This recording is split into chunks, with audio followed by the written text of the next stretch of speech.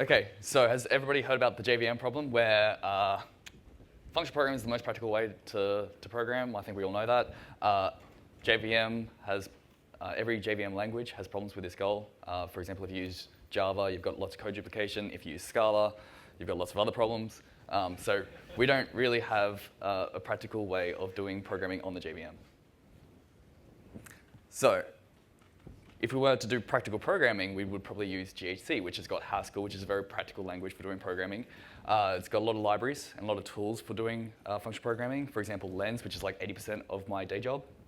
And then we have a pretty good runtime for executing these functional programs. So what if we could get GHC and JVM together? So there was a project called JVM, which was part of the Haskell Summer of Code. Ed Komet mentored that, and also I think he put in $5,000 of his own money to the Haskell Summer of Code. So he has basically funded this project, which is awesome. It was done by someone in Bangalore, Rahul Martineni. He's since started a company called TypeLead, where he's actually contracting to do Haskell on the JVM. And so he did this in probably about 2 months, I think, was the Haskell Summer of Code project. And so he wrote some code that he hand compiled some Haskell code to Java, and then wrote like a Java runtime system for Haskell. And he did that in 2 months and had a pretty good proof of concept, and since then has been working on it and has done a really good job in the last year. So he's gotten this far, which is awesome. So this is Haskell compiled to the JVM, and it's using Yampa, which is a library, like a Haskell library. So he's compiled the Yampa library into Java code, and he's executing it. And so he's written some bindings into JavaFX, which is like a GUI library for Java. And so he's actually able to make a game using Haskell and run on the JVM. So EDA works by, it's a fork of GHC, and so it swaps out the backend that we have in GHC for a JVM backend, and then provides a Java runtime system for Haskell code. And so if you can think of this as like what GHC.js does for JavaScript, then EDA does for JVM. One of the things that EDA is also going to do is extend the language in a couple of different ways. I'm not very interested in that. I'm mostly interested in running Haskell code on the JVM.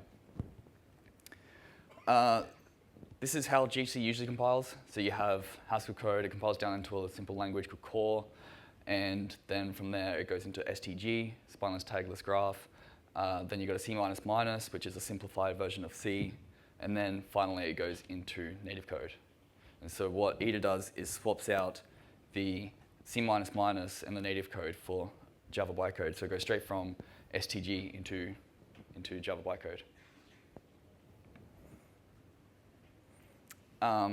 You can kind of think of this as Haskell is convenient to write. With core, we have explicit evaluation. Whenever you do a case statement, it actually evaluates. And anything that does evaluate gets compiled into a case statement. So you've got very explicit, you've only got one form of evaluation of Haskell code. And then when you get to STG, you've got explicit allocation. So you know where all your allocation is happening in memory. And so we go straight from something that we've got explicit evaluation, explicit allocation, and can compile it into JVM bytecode. So STG stands for spineless tagless graph. The spineless part means that when we go to compile an application of a function, so for example, 1 plus 2, we don't compile that. So Haskell's got carrying, so we don't compile that into 1 plus and then get a function and then put the 2 in there and then compile that. We represent all arguments. We apply the arguments all at once. So when you do plus, you can actually, if it's fully applied, you can apply both the arguments. So that's the spineless part. Tagless is that we can jump into any part of the graph at any point, and we don't have to determine what it is before we jump into it. We can just say, evaluate yourself, please, and it'll evaluate. GHC is not really tagless anymore. It does actually tag memory and then say, and for optimization, use that information. So that's just for an optimization. EDA is still tagless. We actually do tag the stuff, but we just don't use the information. So we'll be able to use that information and be more like GHC and have the same optimizations in the future. And graph reduction is basically non-strict evaluation because it's a lazy language. Once you get to STG and you look at the model of it, you can actually figure out where registers are being used, where stack's being used and what's happening to your heap, when garbage collection's happening and when allocation's happening. So let's take this Haskell program, and if we compile it to core, we get this is not very convenient. You can see we've had to specify all polymorphism has to be specified, and there's no type classes. Type class disappears, and it's just a little bit harder to work with. But that's what it compiles into, core, and then that can compile into STG. So this is the graph. And the graph here you can see is inserted a run main IO, and this is the main IO up here. So we print. So you can see this kind of resembles what we had before, but this thing has been lifted out, and so these are the allocations. Whenever you see let, that means allocate. So we're allocating these onto the heap, and then we're evaluating. So there's a program called STGI, which is really cool. This is it. This is executing something like that program I had before. So main has got 1 and 2, and we want to add them. And that's the add function. So I'm going to do this quickly because we don't have much time. But what we do is we go into the main, and we're going to evaluate main here. So we've got y and x, and we want to add y and x. You can see that I think y has gotten put onto the heap here. That's the allocation. And then x gets added on as well. So now we want to evaluate the add. We step into the add. So case is where we do evaluation. So the x is going to get evaluated now. So we're going to evaluate that thing from the heap. We go through and evaluate x, and what we come down to is an integer of 1. Everyone following so far? And we can garbage collect some things. So now we return the thing. So now we're going to evaluate y. So previously we evaluated x. Now we want to evaluate y. Basically the same thing happens. We get back a 2. And now we want to evaluate plus with x and y. And this is primitive operation, so there's a bit of a shortcut. And so it just says, well, now we've got 3. And we can just bubble that up. So now we've evaluated adding 1 and 2. And you can see that it wasn't how usually in strict languages we evaluate, we've got 1 and we've got 2 and we just pass it in and we just add it. This is kind of a little bit different how we have to explicitly say where we want to allocate and explicitly say where we want to evaluate. It's represented as a graph. So if we were to compile this graph into Java code, it would look a little bit like this, where this is the main function. So it has a reference to this closure. So this closure is actually the main thing here.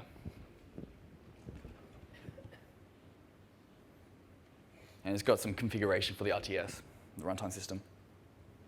So main is a module that gets compiled down. It's got references to a heap of closures, and each of these corresponds to these. So each one of these gets compiled down into a member on a class, and the class represents the module. Does that make sense? The first one, the one that we actually want to enter into, so run main IO closure, it comes from this run main IO. And we want to run main IO of main. And that's what happens here. So we push this onto a register, and then we apply. So that will, this is like the argument stack, so this is where things go. When we call that R function and we put things, once we put this into, this is storing, so it's storing this value into a register. At the moment, registers are kind of stored like this. It's not very efficient at all, but we can fix that. And so we store it onto some object, and we just store the object in there. And you can see that we've got ones for integers, longs, and floats, and doubles. So we've got a couple of different registers. So STG's got the idea of a heap of different registers, probably more than what your machine has. And so at some point, we're going to have to work on what we can put into actual JVM arguments and what we can't. at the moment, everything just goes indirect through this. Okay, so once we're into main, so we're calling main IO, but we want to call main. Main will be entered into. We want to print, and here's the dictionary for the showing of an integer, and this is the code that we want to evaluate. So we do basically what we did before, which is evaluate all of that, and we'll come down into this code, which is, you can see that's the 2 that we put in from before, because we're doing print of 1 plus 2. So 2 and the 1, these are allocated. So remember how we had the lets, and lets is explicit allocation. So let means allocation. So we actually do allocate here with new. So let corresponds to new on the JVM. What's interesting here is that we're actually creating a continuation. So these are the arguments we want to apply to a function, but we don't actually have the function yet because we've got a dictionary. So we want to get the, so this ZP means plus. And so if you know anything about how the num class in Haskell works, you've got plus, and then you have to, it's a type class. Num is a type class, and you've got instances. This is the instance that we're referring to, and this is the function. So what you have to do is you have to give the dictionary to the function to get back the actual implementation. Does that make some sense? So we're getting back we'll eventually get back the actual function, and this is the continuation to do. So once we get back the function, the actual function that can do 1 plus 2, give it 2 and 1 to add together. Does that make sense? So that's how we compile from STG code into Java code. And this is, I mean, we don't actually compile it to Java code, we compile it down to JVM bytecode. I've had to manually decompile in my head to what this looks like. So it might look something like this, but it might not be quite accurate. This has changed a little bit since I made these slides as well. Things are happening pretty rapidly. I implemented an optimization so that if it can pass arguments through, it will pass arguments through as like skipping that whole argument stack. So this is very inefficient, so I've been trying to optimize this away so that if it doesn't have to go through an indirection to this context indirection. So if we don't have to go through pointers to get an argument and then pull it out, we shouldn't. We should just pass it along, right? So hopefully this will get more efficient soon and it won't look quite like this, but this is what it is at the moment, something like that. So if we want to call into Java code, there's quite a good FFI from EDA to Java code, and the FFI is quite capable, but to get that capability, we've got a lot of extensions. So you have to add this extension soup to be able to call into Java code. This is an example of calling into file input stream. So we can call constructors by putting @new, and so we can bind to that, and like there might even be, so this one's on file input stream, this one's on file. So this is a constructor for file, and that's a constructor for file input stream. The way we represent those objects is by creating a wrapper, basically, and we've got this little pragma to say what the underlying class will be. So whenever you see a reference to this, it's actually putting in a reference to that. So, and we can actually model inheritance and subclassing inside of EDA using this. So this is actually saying that file input stream extends input stream, which is actually from this Java, one of those Java, I think it's Java IO, it comes from Java IO. So we're saying that file input stream extends this list of classes. So it's actually very capable of doing inheritance. So if you wanted to do something with this, I didn't know this, but I wanted some binding to something weird. And so there's actually a MIDI sequencer in Java that you can bind into. So I've written some bindings to a MIDI sequencer. And so we can see that there's static functions that we can bind to, interfaces. And so yeah, these are these are functions on interface. So you can see that there's not actually, we haven't specified what JVM name. It actually pulls it out of this name over here. So we can say there's an interface sequencer, and it has an isRunning method on it. So anything that we say implements this interface, we can call this function on. And this is representing subtyping here. So we say A has to be a subtype of input stream. Then we can call this function on it. So sequencer is the object that we want to call it on. We want to call it set sequence, but we can call it on anything that's got an input stream. Anything that is a subtype of input stream. Does that make sense? It's pretty complicated because we've modeled inheritance in Haskell. OK. So we can actually write pure Haskell code, like this is something that should be in the standard library, like while. And then what we can do is, this is calling into Java, so it'll, this is going to create a sequencer, open it up, give it a file, create a file, create an input stream from that file, and then set it and start it. And so here we can just keep delaying the thread until it's not running anymore. Does that make sense, how all that works? Does anybody want to listen to the MIDI?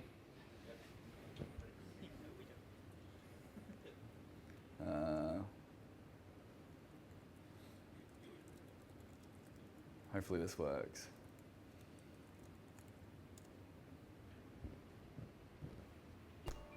Sorry, it's really quiet. It's playing.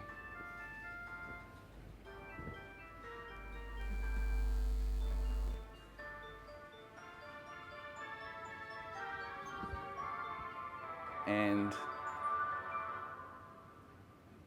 it should, yeah, it actually did close. Good. So it was waiting for that is running. Cool. So what if we want to go the other direction? So what if we wanted to export something and call it in from Java? So here we're actually creating a wrapper, and we're saying generate a class called hello in this class path, in this package. And we can export it here. So we create a function called world, which will just print hello. The way that the current situation is that the JVM's got some weird flushing behavior, so we have to manually flush a lot.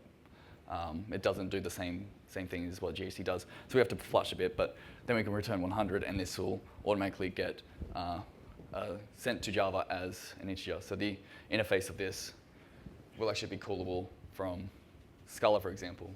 So we can actually create a class and call a method on it, and then it'll do the I/O and then give back the integer. And that'll actually be a Java integer.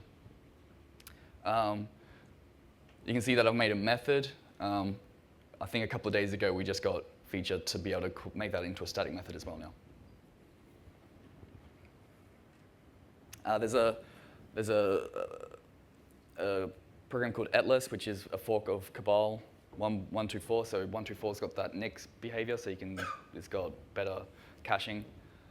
It doesn't have as many conflicts. So one of the things that we have to do is patch GHC libraries. So code that runs on GHC we have to patch because it's got C code in it usually.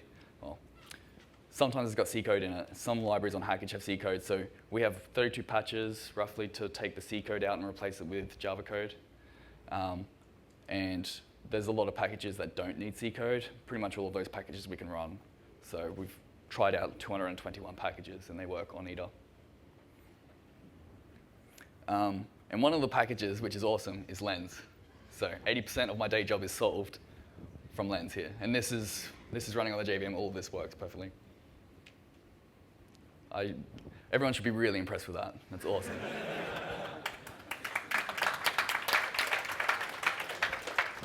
OK, so the number one question I get is performance. And we've started benchmarking it, and it's somewhere around 4 to 10 times as slower than GHC. So the benchmarks are showing we haven't really optimized it.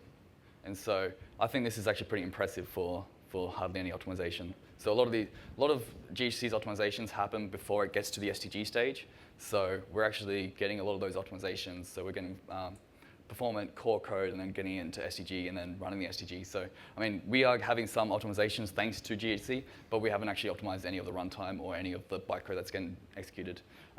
I've done a couple of tiny things, and I've gotten some pretty good speed ups. I think I doubled it at some point, and it only took me a morning to do. So there's a lot of things that we could do to improve this performance. I'm pretty sure we could improve it dramatically. In fact, last night I got back to my apartment, and there was this patch which just literally replaced using this dodgy stack with using a linked list instead in the RTS to represent the stack, and that made things about 15 to 30% faster across all benchmarks. So if you can do simple things like this to increase our performance, that would be awesome. We need people that know a little bit about the JVM and know things about silly data structures, and then rewrite us away from them. So we've got a lot of room for performance, but we also got a lot of room for projects. When Charles was just talking about why someone's put a servlet backend, so Java servlets, someone's put a servlet backend onto Y, so you can run. Charles was advocating not using any web frameworks, but if you were to use a web framework, it could possibly work using this Y servlet. It's not complete or anything, so it probably won't work. But this is the right approach. So we'll be able to take any Haskell web framework and run it on the JVM and run it as a servlet, which would be awesome. There's bindings to Kinesis. If anyone knows anything about Kinesis, there's no real other way to write a client for Kinesis other than use the Java library. Even if you use like Amazon's provided libraries for Python or Node.js, it actually forks off to a JVM. So the JVM is pretty important if you want to do anything with Kinesis. So I've been looking for a way to do something with Kinesis that doesn't involve writing Scala or Java, or forking to a JVM. And I think we're actually getting close to that with Ida, which would be awesome. There's Kafka bindings, and also Spark. So you can run Spark jobs that are written in Ida. So there's quite a few things to do. Number one, we need to write more bindings to Java libraries. We've got Haskell code running, but we don't have many bindings to existing Java libraries. So just because you can run Haskell code doesn't really mean you can do much with it at the moment. We need to port some more package libraries. Some package libraries have C code in them, and so we can't run them. We need to port those, rewrite the C into Java code. And of course, there's a lot of performance improvements that we can do. If you know anything about JVM performance, then you can work on the runtime system. If you really know stuff about Haskell code and in the JVM, then you can work on generated code. And sometimes it's good to work on both and make them both performant. But they're not. We haven't really optimized it very much at the moment, so there's probably a lot to gain just by looking at the RTS and just spending a couple minutes looking at that if you know anything about Java. There's a lot of resources if you want to learn anything about Ida. There's the original JVM proposal, which was really detailed. Goes into how Rahul actually started off compiling Haskell to the JVM. It's really well written. There's also a presentation that he did at Functional Conf last year, which goes into some of the same details I went into, compiling from STG into Haskell and how they do it. There's for some reason there's a heap of people in Japan that are trying to get Haskell running on hardware, like on embedded hardware. And so they have been digging into GHC and how it executes, and they've written up a lot of good details. This is actually very recent. This is actually up to date with GHC 8. So it's very, very recent work, and it's very good. Talks about what you get from STG and going all the way down to assembly. And so if you're interested in Haskell performance or how Haskell compiles, you should read that. STGI was the tool that I showed that can execute STG and show you how it executes. There's also a presentation on that. And then there's a really good article on the GHC wiki, on the Haskell wiki, sorry, that talks about how you can learn STG and figure out how Haskell compiles down to STG and how it executes. So if you're into writing performant Haskell or porting Haskell to a different platform, you should read some of these. These are awesome. Okay, that's all I've got for Ida. I think I've got lots of time for questions.